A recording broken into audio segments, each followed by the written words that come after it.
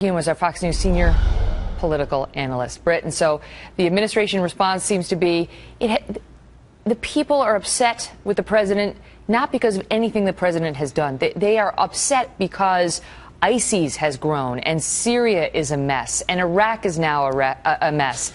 And this is completely unrelated, in their view, to anything Barack Obama has done. Well, if the official who was speaking to our Ed Henry meant that presidents inevitably get the credit when things are going well in the country and in the world, and inevitably get the blame when they're not, that's a perfectly fair point.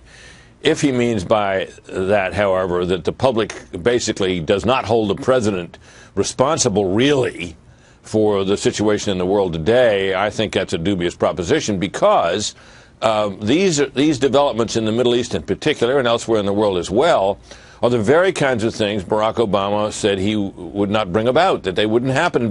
In fact, Megan, as you recall and have pointed out, he's the one who said that his very election would so change the atmosphere in the world, and when people in the Middle East in particular saw him reaching out to Muslim and to the Muslim world, that would change things right then and there. Mm-hmm. Not to mention all the wondrous things that he said he would be doing going forward, and reaching out and trying to find common ground and so on, and there's going to have a hit the reset button with Russia and all the rest of it.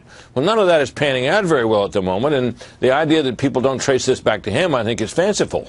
We need to get out of Iraq immediately with no troops. The general said leave troops. He didn't, and now Iraq is a mess. We're setting red lines for Syria, and when they cross them, we're going to go bomb Syria. Oh, wait, no, we're not.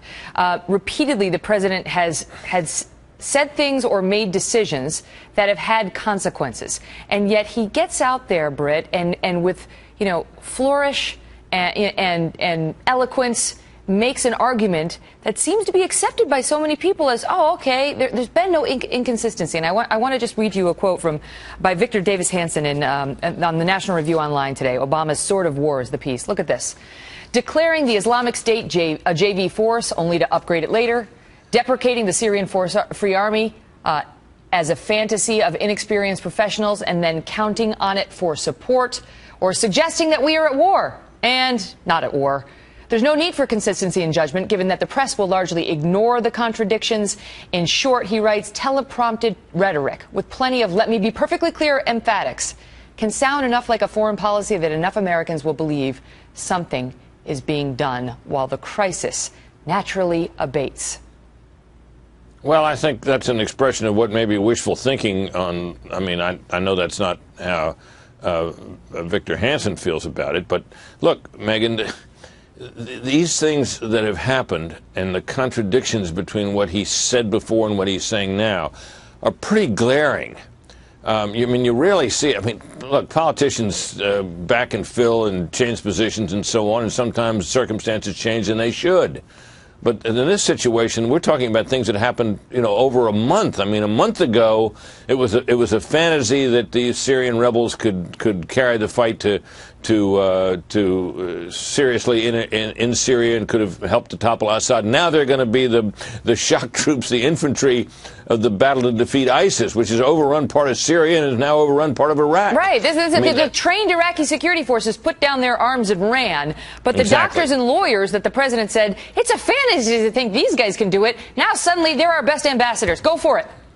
Well, they're our best troops. Look, these things are pretty glaring, and I don't think they've really gone unnoticed in the rest of the media either. They're just too clear and too vivid for that to be the case, and I think people are noticing it. And look, it's reflected in it is reflected in people's view of his foreign policy, his handling of foreign policy, but it's also reflected in his overall approval rating, which are, they're bumping along near their all-time lows.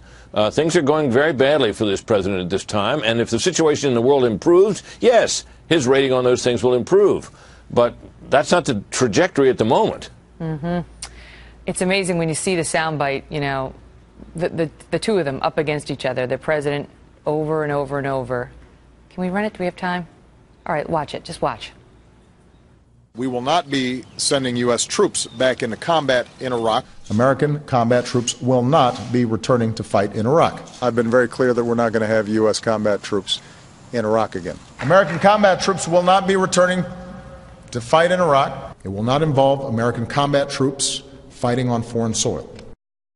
If we reach the point where I believe our advisors should accompany Iraq troops on attacks against specific ISIL targets, I'll recommend that to the president.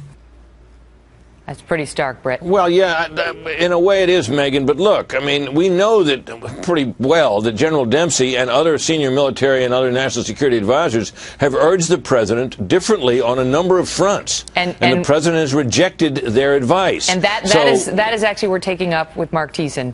Well, right after this segment. Well, I'm just saying, if you look at what General Dempsey said today, that's not surprising. That does not in any way mean that when it gets down to it, and he asked for more troops, and you note that he said advisors, that the president will agree to that. Mm-hmm. He's indisposed to do that. Look, he thinks American troops are likely to make things worse. That's a core belief of his. Mm-hmm. Brit, thank you. You bet.